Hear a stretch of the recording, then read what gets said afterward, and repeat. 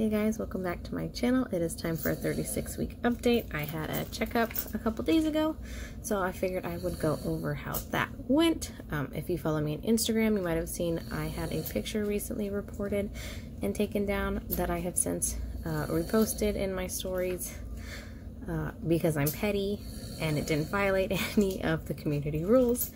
So I'll share that story with you along with those pictures again because the pettiness is real in this house and I'm going to continuously share them because I'm super annoyed. I've also decided to share some of my favorite maternity outfits with you guys today. Since I did the pre-pregnancy last week and how ridiculous I looked, I thought I'd show you some things that don't look as terrible that I enjoy wearing now. So let's go.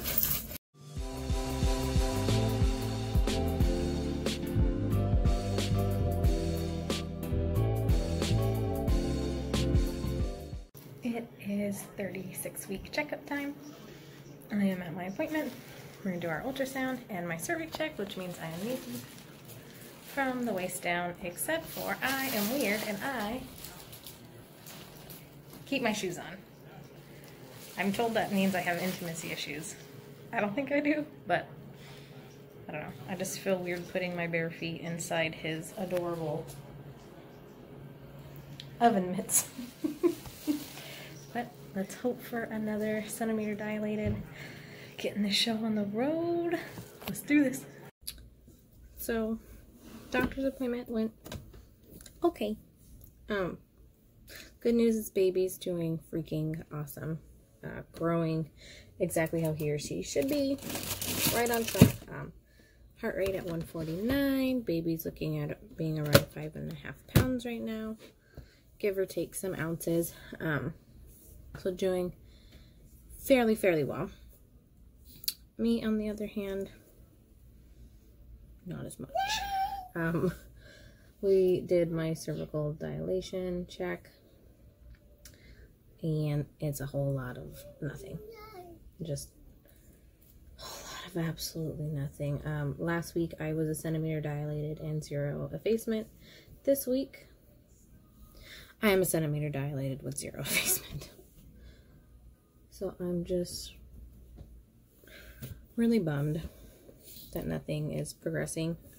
We were supposed to start discussing a induction date, but with me not having any progression, we can't do that. My doctor doesn't want to induce me too early. It could cause a lot of extra problems for me and for baby, along with having a high chance of ending up with a C-section, which would be like one of my biggest nightmares. I do not want to be cut open. To those moms who have had C-sections, y'all are seriously like the bravest. It is one of my biggest fears. So I'm just a little bit of a negative Nancy right now that I'm not progressing how I do with my kids. And we could start planning things like this. So it's really kind of just a bummer right now. Which sucks. I think my intended parents have already booked their RV to drive out here from their hometown. So I don't want them to end up coming too early and having to wait forever and baby end up going overdue because nothing's happening. But I also don't want them to miss baby coming if, like, all of a sudden I just start dilating like crazy. Like, say I hit 38 weeks and all of a sudden it's like, bam, 4 centimeters. Like, it's one thing about birth, you can't really plan it. And I was like, have a birth plan. Yeah, there's no such thing. Like, babies come when they want to come. I have been looking up tips to help bring on labor. Not necessarily quick labor. Like, I'm not trying to rush this. But to at least help me progress so we can start planning a date and get an idea for mom and dad. So I ate a lot of pineapple with my kids, which I think helped. I did raspberry leaf tea with my son, which I think helped a lot with him. He was my fastest dilation. I still did get induced because my water wouldn't break, but that's because his head was so freaking huge. He was blocking my water from breaking. He has so much pressure on my cervix. Like, so much pressure on my cervix, my labia has turned purple and swelled up and looked like I had balls. ridiculous. It was insane. But yeah, so I like to think those little remedies helped. I mean, still my longest labor was 8 hours, so I still deliver fairly quickly, which is kind of what's freaking me out, that this one's not happening as steadily or as quickly as my kids did. I don't know if this child just doesn't want to come out. He or she's just like, 2020 is a crap year. Maybe next year he'll come out. But I really need baby out soon. Preferably in the next 27 days. Which is when I'm due. 27 days so I'm due, guys. What? 27 days? So, but yeah, that's where we're at. If you guys have ideas or tricks that could help me dilate or efface just a little bit to show some progression, please share them. I will take them and I will attempt them and let you know how they are working. But yeah, that's how that appointment went. Yeah, so wish me luck on all that. For those of you who follow my Instagram, if you don't, you should, at surrobabe on Instagram. Go check it out. Go look. But you might have seen, if you follow, you might have seen my rant on my story about how somebody reported one of my pictures for nudity and pornography or something like that. It was a picture, actually it was a collage of my growing belly. And no, I was not wearing clothes, but my nipples were covered, no booty, my vagina wasn't out, like it was side view, holding a boob, bare belly. I thought it was pretty tasteful myself. It got reported because somebody's a prude. And sorry, I'm really petty. So Facebook tried to, or Instagram tried to suspend my account, which I didn't violate any of the rules, so I fought that.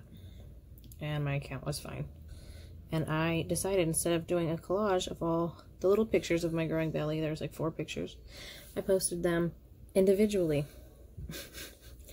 Blown up, big, taking up the whole phone screen. So, for whoever didn't like seeing my side boob and growing belly, sucks to be you, because it was posted back up. I'll share with you guys those pictures as well. If you maybe don't have an Instagram to follow and see them, I'll share them because I thought they were very tasteful and beautiful, and that's how I feel about that. So here are those pictures.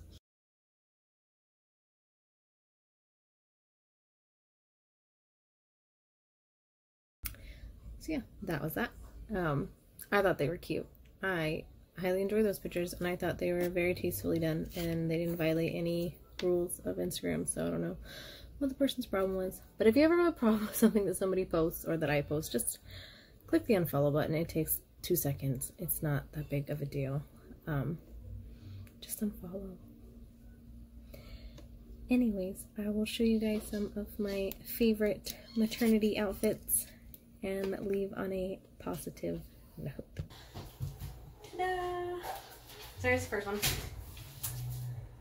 I think it accentuates the bump fairly well. It's super comfy, and I only paid like $7 for it, so I'm feeling pretty accomplished. You guys have probably seen me in this one quite a bit if you follow me on Instagram. I like that the stripes accentuate the belly. But I got this on Amazon for like $9. I'm really cheap, and I get most of my maternity clothes ridiculously inexpensive, and most of them aren't maternity clothes. They're just really stretchy dresses, and they're so comfy.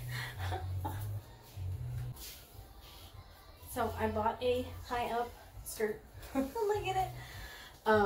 So I could actually wear some of the millions of crop tops that I own from my pre-pregnancy. And I thought it was a pretty smart idea on my half. Some of my crops are long enough to where I can actually tuck the skirt in, and it just looks like a cute dress. And some of them I can pull it down a little bit and pull it up and get just a little bit of skin. And I think it looks really cute. Especially if I have wedges, but I can't walk in wedges, my feet will swell up. But no man! cheap. Okay, I'm not gonna say this is one of my favorite outfits. It's one of my funniest outfits, and it was supposed to be a swimsuit, but yeah, the top's a little small, but I still find the outfit absolutely hilarious. So. It's a cow. I think I've showed this once on Instagram with a song lyric and music playing with it, but this is my, my cow swimsuit that I'm a huge fan of. Though it looks ridiculous, I love everything about it. I love it. But my absolute favorite thing to wear, my husband's shirts. They're big and comfy.